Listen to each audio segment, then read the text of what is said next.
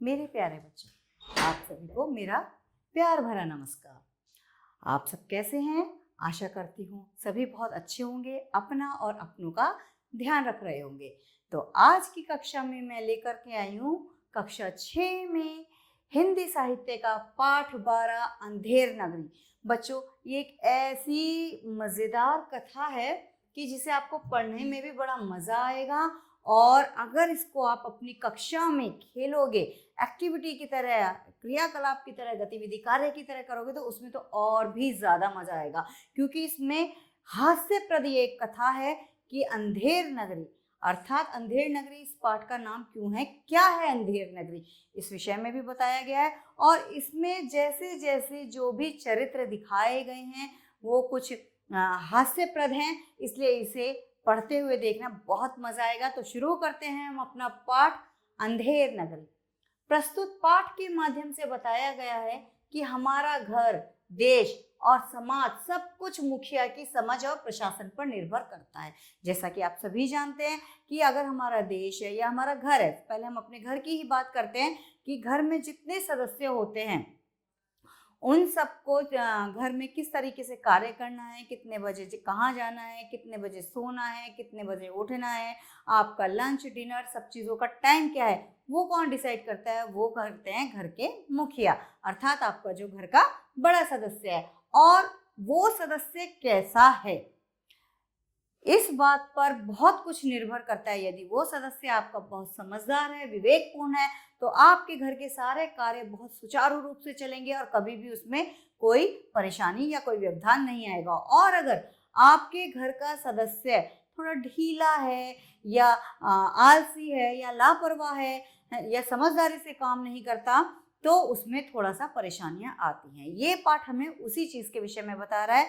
घर को तो हम मैनेज कर लेते हैं क्योंकि हमारा घर 4 या 6 सदस्यों का होता है, लेकिन देश या राज्य जो इतना बड़ा होता है, जिसे चलाने के लिए एक सरकार की ज़रूरत होती है, एक राजा की ज़रूरत होती है, तो वो राजा कैसा होना चाहिए? और अगर वो राजा थोड़ा सा समझदार नहीं है या कहीं गलतियां करता है, सोच समझ के निर्णय नहीं लेता है, तो देखिए क्या होता है, तो इस पाठ में जानेंगे। तो प्रस्तुत पाठ के माध्यम से बताया गया है कि हमारा घर, देश और समाज सब कुछ मुखिया की समझ और प्रशासन पर निर्भर करता है। जैसा राजा होता है वैसा ही शासन व्यवस्था या अव्यवस्था राज्य में स्थापित हो जाती है, अर्थात जैसा राजा होता है वैसी ही व्यवस्थाएं राज्य में बन जाती है, चाहे वो व्यवस्थाएं हो और चाहे वो अव्यवस्थाएं हो। राजा अयोग्य भी हो तो उसे कोई कुछ नहीं कह सकता। अगर राजा अयोग्य मतलब अगर वो गलती भी कर रहा है या सोच समझ के कार्य नहीं कर रहा है, सही बात का निर्णय सही प्रकार से नहीं ले पा रहा है, तो भी उसको कोई कुछ नहीं कह सकता, क्योंकि वो राजा है ना। सभी को उसकी बात माननी पड़ती है, बात सही है या गलत है, लेकिन वो राजा है इसलिए उसकी बात माननी पड़ती है। और राज्य के लिए आगे चलकर इसके परिणाम बड़े दुखदायी होते हैं, और इसका जो फल है वो जो है प्रजा को भोगना पड़ता है, राज्य को भोगना पड़ता है। लोगों का मानना है कि ऐसे राज्य में रहना भी खतरे से खाली नहीं होता। इस नगरी की झलक आपको आनंद देकर हास्य व्यंग से परिचित कराएगी, अर्थात हास्य से परिपूर्ण ये पाठ है। तो आइए हम देखते हैं कि हमारे इस पाठ में कितना बड़ा हास्य छुपा हुआ है। तो ये देखते हैं हम पहला दृश्य यानी फर्स्ट सीन। इसमें शहर के बाहर सड़क पर महंत जी और 2 चेले बातें कर रहे हैं। महंत जी होते हैं जो गुरु होते हैं, जो मतलब आश्रम में रहने वाले होते हैं, वो हैं, और उनके 2 चेले साथ में खड़े होकर के आपस में बात कर रहे हैं। तो महंत जी क्या कहते हैं? बच्चा नारायण दास, यह नगर तो दूर से बड़ा ही सुंदर दिखाई पड़ता है। कि जो उनका चेला है उसको बोलते हैं, जो उनका शिष्य है, चेला मतलब शिष्य है, उसको बोलते हैं कि ये जो नगर है, ये जो शहर है, ये तो बहुत सुंदर है। देखो कुछ भिक्षा मिले तो भगवान का भोग लगाएं। अब क्योंकि वो भगवान का भजन कीर्तन करते थे तो उनका कि अगर कुछ भिक्षा मिल जाए, पहले लोग जो साधु महात्मा होते थे उनका भरण पोषण भिक्षा के द्वारा ही हुआ करता था। तो कहते कि देखो अगर कुछ भिक्षा मिल जाए तो फिर भगवान का भोग लगाएं और हम भी अपने को भोग लगाएं। तो नारायण दास कहता, गुरुजी महाराज, गुरुजी नगर तो बहुत सुंदर है, पर भिक्षा भी सुंदर मिले तो बड़ा ही आनंद आ जाए। अब वो क्या कहते हैं कि नगर तो सुंदर है ही है, इसके साथ अगर हमें भिक्षा भी बढ़िया खूबसूरत अच्छी सी मिल जाए तो बहुत मजा आ जाए, मतलब बड़ा मजा आ जाए, बढ़िया बढ़िया चीजें खाने को मिल जाए। तो महंत कहते हैं बच्चा गोवर्धन दास, जो उनका दूसरा शिष्य था, उनसे कहते हैं कि तुम पश्चिम की ओर जाओ और नारायण दास तुम पूर्व की ओर जाओ। अब वो क्या कहते हैं कि भाई तुम तो पश्चिम की तरफ जाओ। पश्चिम की तरफ कौन गया? गोवर्धन दास। और पूर्व की तरफ कौन गया? नारायण दास। तो दूसरे दृश्य में, अब ये पहला दृश्य तो यहीं पर समाप्त हो गया कि दोनों शिष्यों को उन्होंने दोनों दिशाओं में भेज दिया। अब दूसरा दृश्य शुरू होता है कि बाजार में महंत जी का चेला गोवर्धन दास आता है। अब वो क्या कहता है? गोवर्धन दास क्यों भाई बनिए। अब बाजार में जब उसे पूर्व पश्चिम की तरफ भेज दिया तो वो आता है, कहता है कि क्यों भाई बनिए। बनिए कौन होते हैं? बेटा जिनकी किराने की दुकान होती है, जो बिजनेस करते हैं, जो व्यापार करते हैं, कि आटे का क्या भाव है। तो बनिया बोलता है टके सेर। टके सेर मतलब बहुत कम पुराने जमाने में टका होता था, तो उससे कि 1 किलो, सेर मतलब 1 किलो, टके सेर आटा है। तो गोवर्धन दास बोलते हैं और चावल, तो बनिया बोलता है टके सेर, वो भी टके सेर है।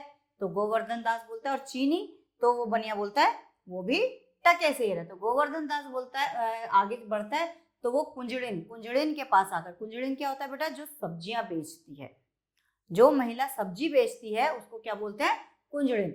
वो उसके पास आकर के बोलता है क्यों भाजी क्या भाव है? भाजी मतलब सब्जी, कि सब्जी क्या भाव है? तो कुंजड़िन बोलती है बाबा जी टके सेर। वो क्या बोलती है? टके सेर। अब सब्जी भी टके सेर है। तो गोवर्धन दास कहते हैं सब भाजी टके सेर, जितनी भी भाजी तुम्हारे इस पर दुकान पर है वो सारी टके सेर है। तो वाह, बड़ा ही आनंद है, यहाँ सभी चीजें टके सेर है। तो गोवर्धन दास को बड़ा आश्चर्य होता है कि इतनी सस्ती चीजें, इतना सा मतलब सस्ता शहर है, यहाँ तो बड़ा ही बढ़िया है। तो अब वो आगे हलवाई के पास आकर, क्यों भाई हलवाई मिठाई किस भाव है? तो हलवाई बोलता है टके सेर। तो अब तो भाई गोवर्धन दास वाह वाह बहुत आनंद है, वो बड़ा ही खुश हो जाता है और कहता है कि भाई अब तो बड़ा ही आनंद आ गया, सचमुच सब कुछ टके सेर है। तो हलवाई बोलता है हाँ बाबा जी सब कुछ टके सेर है, यहाँ सब चीजें टके सेर बिकती हैं। गोवर्धन दास क्यों बच्चा इस नगरी का नाम क्या है? अब गोवर्धन दास जो है उससे हलवाई से पूछते हैं भाई इस नगरी का नाम क्या है जो इतना सस्ता सब कुछ यहाँ मिलता है, टके सेर मिलता है? तो हलवाई कहता है अंधेर नगरी। क्या नाम बताता है हलवाई? अंधेर नगरी। जो नगरी जो है वो अंधेरे में जी रही है, उसको कुछ पता ही नहीं है कि कब क्या होना चाहिए। तो उस नगरी का नाम क्या है? अंधेर नगरी। तो गोवर्धन दास बोलता है वाह वाह, अंधेर नगरी चौपट राजा, टके सेर भाजी टके सेर खाजा। अब उसने गोवर्धन दास ने इस नगरी के ऊपर एक कविता बना डाली। क्या कविता बनाई? अंधेर नगरी चौपट राजा, टके सेर भाजी टके सेर खाजा। तो हलवाई बाबा कुछ लेना है तो ले जाओ।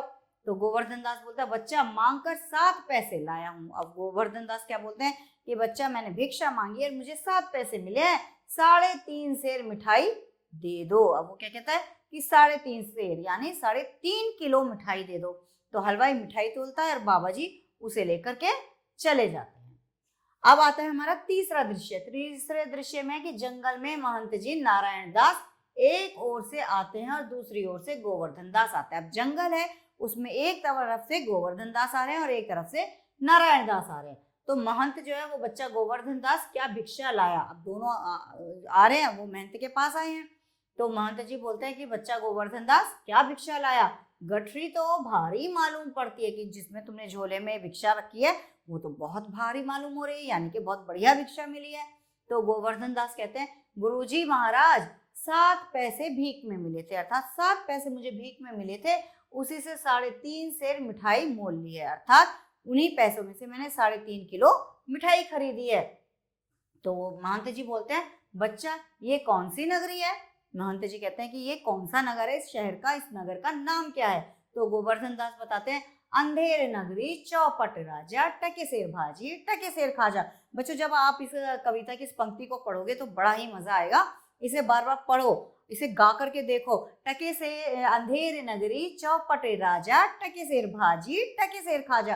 तो इसे जब पढ़ते हैं ना और जब इसे गाने की तरह गाते हैं तो बड़ा ही आनंद आता है और इस कहानी का आनंद भी दुगना हो जाएगा, बढ़ जाएगा। तो महंत कहते हैं तो बच्चा ऐसी नगरी में रहना सही नहीं है। अब महंत थे भैया, वो तो बहुत बड़े गुरु थे, तो उन्होंने बोला कि भाई इस नगरी में रहना ठीक नहीं है, जहाँ टके सेर भाजी और टके सेर खाजा बिकता है, मतलब सब कुछ खा लो टके सेर में, और भाजी सब्जी सामान सारा टके सेर बिकता है, तो ऐसी नगरी में हमें रहना सही नहीं है।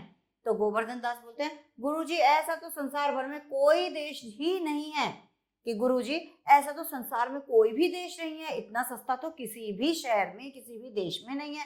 2 पैसे पास रहने से मजे में पेट भरता है। अगर 2 पैसे आपके पास है तो आपका पेट बड़े मजे से भर जाएगा। मैं तो इस नगरी को छोड़कर कहीं नहीं जाने वाला। वो क्या कहता है कि मैं तो इस नगरी को छोड़कर कहीं नहीं जाऊंगा। कौन कहता है? गोवर्धन दास।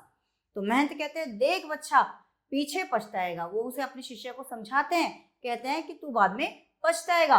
मैं तो इस नगरी में अब 1 मिनट भी नहीं रुकूंगा। महंत क्या कहते हैं कि मैं इस नगरी में अब 1 मिनट के लिए भी नहीं रुकूंगा, क्योंकि महंत कहते हैं बहुत समझदार थे और वो अपने शिष्य को भी समझा रहे थे कि ये नगरी रहने लायक नहीं है। लेकिन शिष्य को तो बड़ा सस्ता लग रहा था, तो वो कहता है कि मैं तो नहीं जाऊंगा। लेकिन महंत कहते हैं मैं नहीं इस नगरी में रुकूंगा, देख मेरी बात मान, नहीं तो पीछे पछताएगा। उसे समझाते हैं, लेकिन जो है वो जो शिष्य होता है वो नहीं समझता। मैं तो जाता हूँ, पर इतना कह देता हूँ कि कभी संकट पड़े तो याद करना। अब महंत क्या कहते हैं कि अगर कभी भी कोई दिक्कत आ जाए, कोई संकट पड़े तो याद कर लेना। तो कहता है कि महंत जी नारायण दास के साथ चले जाते हैं और गोवर्धन दास बैठकर मिठाई खाने लगता है। अब गोवर्धन दास जी कहते हैं कि गुरुजी ऐसा तो संसार में कोई भी देश नहीं है, 2 पैसे पास में हो तो मजे से पेट भरता है ना। तो मैं तो इस नगरी को छोड़ करके कहीं नहीं जाऊंगा। तो महंत जी कहते हैं देख बच्चा तू बाद में बहुत पछताएगा। मैं तुझे समझा रहा हूं कि इस नगरी को छोड़ दे, लेकिन तुम नहीं मान रहे हो। लेकिन मैं तो इस नगरी में 1 मिनट भी नहीं रहूंगा, अर्थात मैं इस नगर में नहीं रहूंगा, मैं इस नगर को छोड़ करके जाऊंगा। देख मेरी बात मान, नहीं तो पीछे पछताएगा। कि तू मेरी बात मान ले, नहीं तो तेरा बहुत नुकसान हो जाएगा और तू बहुत पछताएगा। मैं तो जाता हूँ, पर इतना कह देता हूँ कि कभी संकट पड़े तो मुझे याद जरूर करना। तो महंत कहते हैं कि अगर कभी तू परेशानी में हो तो मुझे याद करना।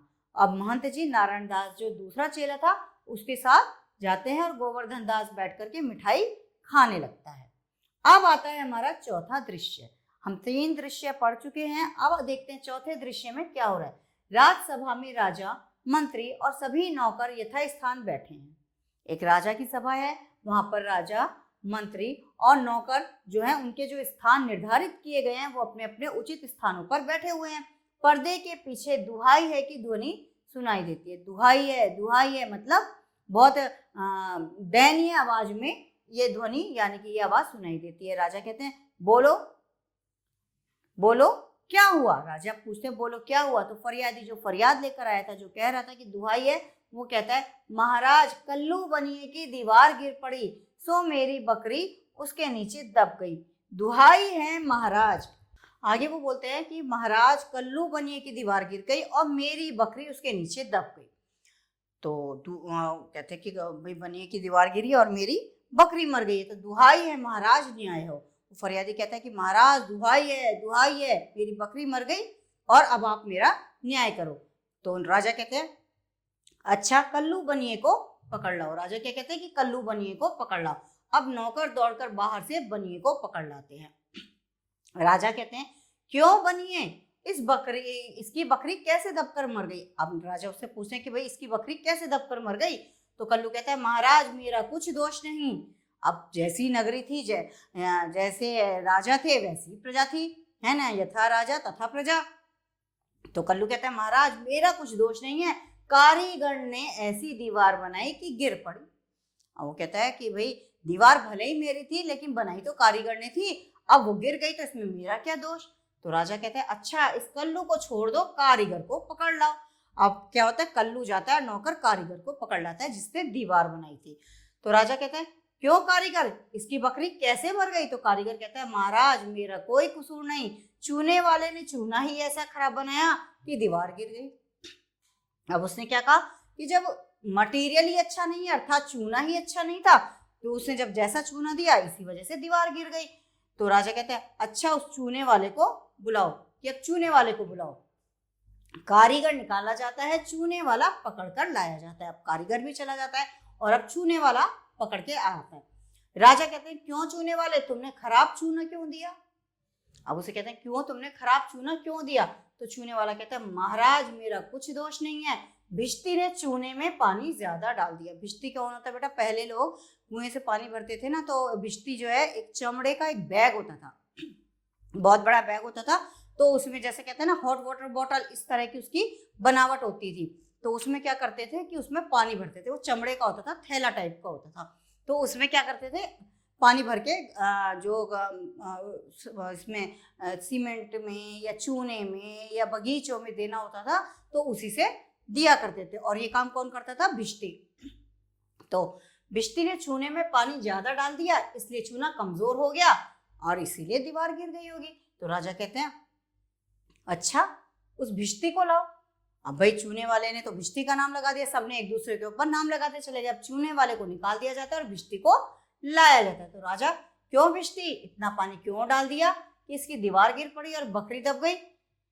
तो भिश्ती कहता है महाराज, गुलाम का कोई कसूर नहीं, कि महाराज मेरा कोई कसूर नहीं है, कसाई ने मशक इतनी बड़ी बना दी कि उसमें पानी ज्यादा आ गया। वो क्या कहता है, अब वो कसाई के ऊपर बात डाल देता है। कसाई कौन होता है, जो जानवरों को काटते हैं। तो कहता है जब कसाई ने इतनी बड़ी मशक बना दी, क्योंकि वो चमड़े की होती है, चमड़ा किससे बनता है, जानवरों की खाल से बनता है। तो कि जब उसने इतनी बड़ी मशक बना दी, तो जब बड़ी मशक बनी उसमें जितना पानी आया मैंने उतना पानी भर लिया और उतना ही पानी मैंने चूने में डाल दिया। अब राजा कहता है अच्छा, कसाई को लाओ, भिश्ती को निकालो। तो नौकर भिश्ती को निकालते हैं और कसाई को ले आते हैं। तो राजा उससे पूछता है क्यों कसाई, तुमने ऐसी मशक क्यों बनाई? तो कसाई कहता है महाराज, गडरिये ने टके शेर पर ऐसी भेड़ मेरे हाथ बेची कि मशक बड़ी बनानी पड़ गई।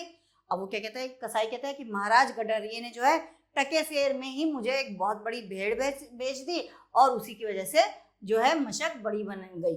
मतलब जितनी बड़ी भेड़ थी उतनी बड़ी खाल उतरी और उतनी बड़ी मशक बन गई।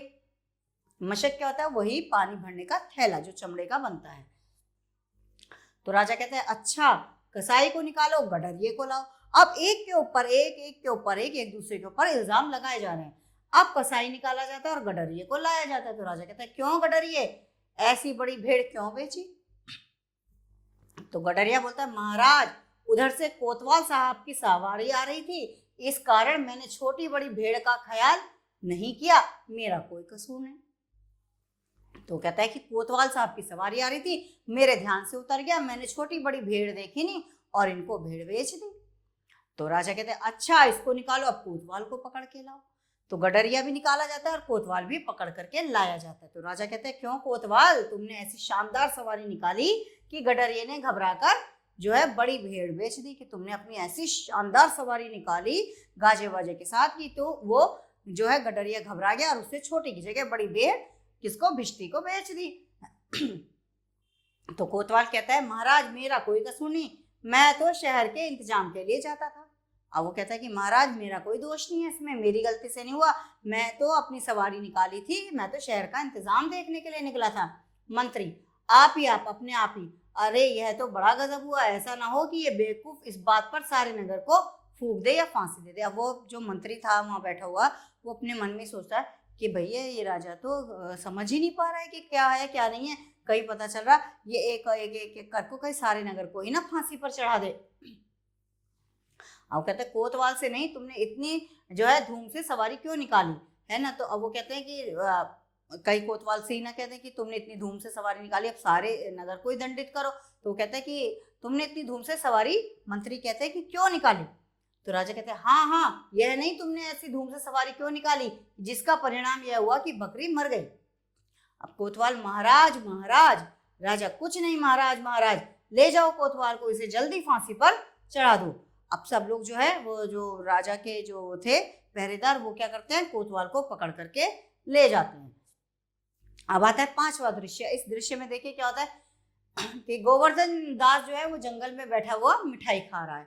तो गोवर्धन दास, गुरुजी ने हमको नाहक यहाँ रहने को मना किया। आप गोवर्धन दास मिठाई खाते हुए सोच रहे हैं कि भाई गुरुजी ने तो हमें यहाँ पर बिना वजह ही मना कर दिया रहने के लिए, माना कि देश बहुत बुरा है, पर अपना क्या, हम किसी राजकाज में थोड़े ही हैं कि कोई हमारा हश्र करेगा। वो कहते हैं भैया, माना कि देश बुरा है लेकिन इतना भी बुरा नहीं है, हमें क्या लेना, हमें तो ये नगरी बहुत सुहा गई है, क्योंकि यहाँ तो बहुत सस्ती चीजें मिलती है और हमने किसी राजकाज में थोड़ी ना पड़ना है, हम तो भाई क्या है, साधु आत्मा है, और भैया हमारा कोई क्या ही बिगाड़ लेगा। अब 4 सिपाही चारों ओर से आकर उसको पकड़ लेते हैं। अब 4 सिपाही आते हैं और वो गोवर्धन दास को पकड़ते हैं। पहला सिपाही, चल मिठाई खाकर खूब मोटा हो गया, आज मजा मिलेगा। अब पहला सिपाही क्या बोलता है, आज चल बेटा, बहुत मिठाई खा ली तूने, अब तो तू देखो कितने मजे आएंगे, है ना। उसे ले जाते हैं। गोवर्धन दास घबरा कर, यह आफत कहाँ से आ गई, अब वो तो बेचारा जंगल में बैठ के आराम से मिठाई खा रहा है, तो वो कहता है कि अब ये मुसीबत कहाँ से आ गई, अरे भाई मैंने तुम्हारा क्या बिगाड़ा है जो मुझे पकड़ते हो। वो कहता है कि मैंने तुम्हारा क्या बिगाड़ दिया जो तुम मुझे पकड़ रहे हो। तो दूसरा सिपाही कहता है, आप बड़े मोटे हैं इसलिए फांसी लगेगी। अब वो कहता है गोवर्धन दास से दूसरा सिपाही कि भैया तुम बहुत मोटे तगड़े हो इसलिए आज तुम्हें फांसी लगेगी। तो गोवर्धन दास कहता है, मोटे होने से फांसी, मतलब जो मोटे होते हैं क्या उनको फांसी दी जाती है इस नगरी में। तो वो कहते हैं, यह कहाँ का न्याय है भाई, ये ऐसा तो मैंने कहीं भी नहीं सुना, ये कहाँ का न्याय है। अरे साधुओं से हंसी नहीं की जाती। वो कहता है कि हम तो साधु हैं, हमसे भाई मजाक मत करो, हंसी मत करो। तो पहला सिपाही कहता है, जब सूली पर चढ़ जाओगे ना तब मालूम होगा कि फांसी है या हंसी। तो कहता है कि जब तुम सूली पर चढ़ोगे तब पता चलेगा कि तुम्हें फांसी दी जा रही है या तुम्हारे साथ हंसी मजाक किया जा रहा है। तो सीधी तरह चलते हो कि घसीट कर ले चलें। वो कहता है कि तुम सीधी तरह चलो, नहीं तो हम तुम्हें पकड़ के घसीट करके ले जाएंगे। गोवर्धन दास, बात क्या है कि साधु आदमी को बिना बात के फांसी पर चढ़ाना चाहते हो। अब भाई वो गोवर्धन दास परेशान हो जाता है, तो वो बोलता है कि तुम मुझे बताओ तो बात क्या है जो तुम मुझे फांसी पर चढ़ाना चाहते हो। तो पहला सिपाही, बात यह है कि कल कोतवाल को फांसी का हुक्म हुआ था। कहते हैं कि कोतवाल को कल फांसी का हुक्म हुआ था। जब फांसी देने को उसे ले गए तो फांसी का फंदा बड़ा निकला, अर्थात फांसी का फंदा जो था वो उसकी गर्दन से बड़ा था। क्योंकि कोतवाल साहब दुबले पतले हैं, वो पतले दुबले हैं, तो हम लोगों ने महाराज से अर्ज की। इस पर हुक्म हुआ कि एक मोटे आदमी को पकड़कर फांसी दे दो। क्या हुआ कि एक मोटे आदमी को पकड़ो और फांसी दे दो, क्योंकि बकरी मरने के अपराध में किसी ना किसी को सजा होना तो जरूरी है।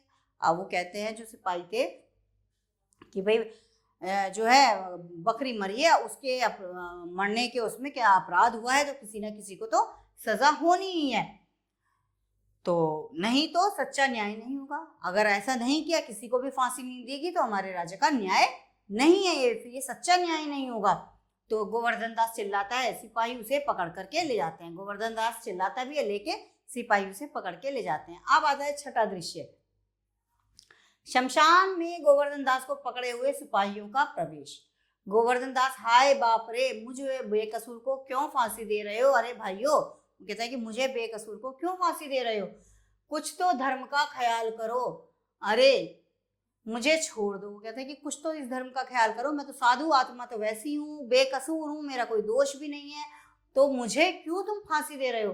तो रोता है और छूटने का प्रयास करता है। हाय, मैंने गुरुजी का कहना ना माना, उसी का फल है। वो कहता है कि मैंने गुरुजी का कहना नहीं माना, इसका ही फल है। गुरुजी कहाँ हो, गुरुजी गुरुजी। तभी गुरुजी आ जाते हैं। महंत कहते हैं, अरे बच्चा गोवर्धन दास, तेरी यह क्या दशा है। अब वो कहते हैं महंत की बेटा तेरी ये क्या दशा है। तो गोवर्धन दास कहता है गुरुजी को हाथ जोड़कर कि गुरुजी, दीवार के नीचे बकरी दब गई जिसके लिए मुझे फांसी दी जा रही है, गुरुजी बचाइए। महंत कहते हैं, अरे बच्चा, मैंने तो पहले ही कहा था कि ऐसे नगर में रहना ठीक नहीं, तुमने मेरी बात नहीं सुनी। गोवर्धन दास कहते हैं, मैंने आपका कहा नहीं माना, यह उसी का फल है। पैर पकड़ करके रोता है। महंत कहता है कि कोई चिंता नहीं, नारायण सब ठीक करेंगे। नारायण अर्थात ईश्वर सब सही करेंगे। भौहें चढ़ाकर सिपाहियों से, मतलब अपनी भौहों को चढ़ाते हैं और सिपाहियों से कहते हैं, सुनो, मुझे अपने शिष्य को अंतिम उपदेश देने दो, तुम लोग जरा किनारे हो जाओ। वो कहते हैं कि तुम जरा अलग हट जाओ, दूर हो जाओ, जरा मैं अपने शिष्य को अंतिम उपदेश तो दे दूं। तो सिपाही कहते हैं, महाराज हम हट जाते हैं, आप जरूर उपदेश दीजिए। सिपाही हट जाते हैं। गुरुजी चेले के कान में कुछ समझाते हैं, कुछ फुसफुसाते हैं। तो गोवर्धन दास कहता है, तब तो गुरुजी हम अभी फांसी पर चढ़ेंगे। गोवर्धन दास क्या कहता है कि गुरुजी अब तो हम फांसी पर चढ़ेंगे। तो मैं कहता, नहीं बच्चा, हमने इतना समझाया, नहीं मानता, हम बूढ़े हुए, हमको चढ़ने दो। अब महंत कहते हैं कि हम बूढ़े हो गए हैं और तुम हमें ही चढ़ने दो। तो गोवर्धन दास कहते हैं, स्वर्ग जाने में बूढ़ा जवान क्या, आप सिद्ध हैं, आपको गति अगति से क्या। वो कहता है कि स्वर्ग जाने में बूढ़ा और जवान की क्या बात हो गई, मैं स्वर्ग जाना चाहता हूँ, आप तो क्या हैं, आप तो सिद्ध पुरुष हैं, आपको गति अगति से क्या मतलब है, मैं फांसी पर चढ़ूंगा। दोनों आपस में बहस करने लगते हैं। इस प्रकार दोनों झगड़ते हैं। सिपाही परस्पर चकित होते हैं। पहला सिपाही बोलता है, भाई यह क्या मामला है, कुछ समझ में नहीं आता। राजा, मंत्री और कोतवाल आते हैं। अब जब झगड़े की बात राजा तक पहुंची है तो ये तीनों राजा, मंत्री और कोतवाल आते हैं। राजा यह क्या गोलमाल है। राजा क्या कहता है कि यह क्या गोलमाल है। अब तीनों ही आ जाते हैं। तो सिपाही कहता है महाराज जो है चेला कहता है मैं फांसी पर चढ़ूंगा, गुरु कहता है मैं फांसी पर चढ़ूंगा, कि दोनों ही आपस में इसलिए झगड़ रहे हैं कि दोनों फांसी पर चढ़ना चाहते हैं। कुछ मालूम ही नहीं पड़ता कि बात क्या है। वो कहते हैं कि हमें कुछ मालूम ही नहीं चल रहा है, कुछ पता ही नहीं चल रहा है कि दोनों फांसी पर क्यों चढ़ना चाहते हैं। तो राजा कहते हैं गुरुजी से कि बाबा जी बोलो आप फांसी पर क्यों चढ़ना चाहते हैं। तो महंत बोलते हैं महाराज इस समय ऐसी शुभ घड़ी है कि जो मरेगा सीधा स्वर्ग जाएगा। तो महंत बोलते हैं कि महाराज इस समय ऐसी शुभ घड़ी है कि अगर कोई भी मरेगा तो सीधा स्वर्ग जाएगा। तो मंत्री कहते हैं अब तो हम भी फांसी पर चढ़ेंगे। तो मंत्री क्या कहते हैं कि फिर तो हमें फांसी पर चढ़ना है। तो गोवर्धन दास कहता है नहीं हम हमको हुक्म देते हैं, है ना, कि हम ही फांसी पर चढ़ेंगे। कोतवाल हम लटकेंगे, हमारे कारण ही तो दीवार गिरी थी। कोतवाल क्या कहता है नहीं हमारे कारण ही तो दीवार गिरी थी, हम ही को तो फांसी हो रही थी। तो राजा कहते हैं चुप रहे सब लोग। राजा का आदेश हो जाता है कि सब लोग चुप रहे। राजा के जीते जी कौन स्वर्ग जा सकता है। देखो अंधेर नगरी चौपट राजा है ना, कि राजा के होते हुए तुम लोग कैसे स्वर्ग जा सकते हो। स्वर्ग तो हमें ही जाना है, हमको फांसी पर चढ़ाओ। जल्दी जल्दी राजा को लोग फांसी पर चढ़ा देते हैं और पर्दा गिर जाता है ना। मजेदार कथा। आप लोगों को पाठ पढ़ने में भी बड़ा मजा आया होगा, और इस कथा को जब हम नाटक के रूप में प्रदर्शित करेंगे तो और भी मजा आएगा। तो बच्चों ये करके देखना कि नाटक के रूप में अपनी अपनी कक्षा में करके देखना कि नाटक के रूप में आपको कितना मजा आता है। इसे करने में बहुत आनंद आएगा और आप हंसी से लोटपोट हो जाओगे। अब हम यहाँ पर करेंगे बहुविकल्पीय प्रश्न। ये बहुविकल्पीय प्रश्न हम जब करेंगे तो हमें ये देखना है जैसे हम अभी तक OMR शीट पर भरते आ रहे थे उसी प्रकार से हम OMR शीट पर गोले रंगेंगे। तो सबसे पहला प्रश्न है हमारा नगरी का क्या नाम था। नगरी का नाम क्या था। नगरी का नाम जैसे अभी मैंने कथा में कई बार लिया और आपका पाठ का नाम भी है अंधेर नगरी। तो सही उत्तर हमारा है प्रश्न 1 का ऑप्शन ए। तो हमने यहाँ पर ए को रंग दिया। इसके बाद दूसरा प्रश्न आता है गोवर्धन दास को कितने सिपाही आकर पकड़ लेते हैं। 3 2 4 5। तो 4 सिपाही आकर के गोवर्धन दास को पकड़ते हैं। तो दूसरे प्रश्न का उत्तर है सी। तो हम सी को रंगेंगे। तीसरा प्रश्न है क्या खाकर गोवर्धन दास मोटा हो गया। शाक सब्जी, दाना पानी, मिठाई या टका सेर खाजा। अब बताइए गोवर्धन दास जंगल में बैठ के क्या खा रहा था। गोवर्धन दास जंगल में बैठकर मिठाई खा रहा था। तो तीसरे प्रश्न का उत्तर भी सी के ही साथ जाता है। अब आ जाइए चौथा प्रश्न। गोवर्धन दास को फांसी क्यों लग रही थी। क्योंकि वह चोर था, क्योंकि वह खाजा खा रहा था, क्योंकि वह पतला था या क्योंकि वह मोटा था। तो उसे सिपाही क्यों पकड़ कर ले गए थे। क्योंकि वह मोटा था। तो हमारे 4th प्रश्न का उत्तर है डी ऑप्शन। तो हमने यहाँ पर डी को क्या किया रंग दिया। इसके बाद आता है हमारा 5वां प्रश्न अंत में फांसी किसे दी गई। गोवर्धन दास को, कोतवाल को, राजा को या मंत्री को। तो अंत में फांसी किसको दी गई थी। राजा को, क्योंकि राजा ने कहा था सबसे पहले स्वर्ग तो हम ही जाएंगे। तो राजा को फांसी दी गई। तो आखिरी प्रश्न का उत्तर है सी। तो हम जाएंगे यहाँ पर सी के साथ। तो बच्चों ये था हमारा एक्सरसाइज का पहला भाग। तो अब आइए अब हम जाएंगे दूसरी एक्सरसाइज पर। दूसरा अभ्यास कार्य हमारा रिक्त स्थानों की पूर्ति कीजिए। अब इसमें आपको सही शब्द जो आपकी कथा में है पुस्तक से भी देख सकते हैं और एक बार मैं आपको यहाँ पर करा देती हूँ। तो एक बार देखिए ध्यान से सुनिए कि बच्चा मांग कर क्या लेकर आया था गोवर्धन दास। 7 पैसे लाया हूं। 7 पैसे लाया हूं। सेर मिठाई दे दो। 3.5 सेर मिठाई दे दो, अर्थात 3.5 किलो मिठाई दे दो। मैं तो इस नगरी में 1 मिनट भी नहीं रहूंगा। मैं तो इस नगरी में 1 मिनट भी नहीं रहूंगा। अब यहां देखिए तीसरा, बड़ा आनंद है। बड़ा आनंद है। यहां सभी वस्तुएं या सामान टका से, यहाँ सभी वस्तुएं या सामान कुछ भी आप लिख सकते हैं टका से। चलिए आगे बढ़ते हैं कि बड़ा आनंद है, यहाँ सभी वस्तुएं टका से। इस पर आते हैं चौथे नंबर पे, जाता है और को पकड़ लाते हैं। कल्लू जाता है और नौकर कारीगर को पकड़ लाते हैं। पांचवें पर आते हैं, इस समय बड़ी शुभ घड़ी है। इस समय बड़ी शुभ घड़ी है कि जो मरेगा सीधा स्वर्ग जाएगा। ये थे हमारे रिक्त स्थान। अब आते हैं दूसरी एक्सरसाइज पर, जो है हमारे अति लघु उत्तरीय प्रश्न। नारायण दास कौन था?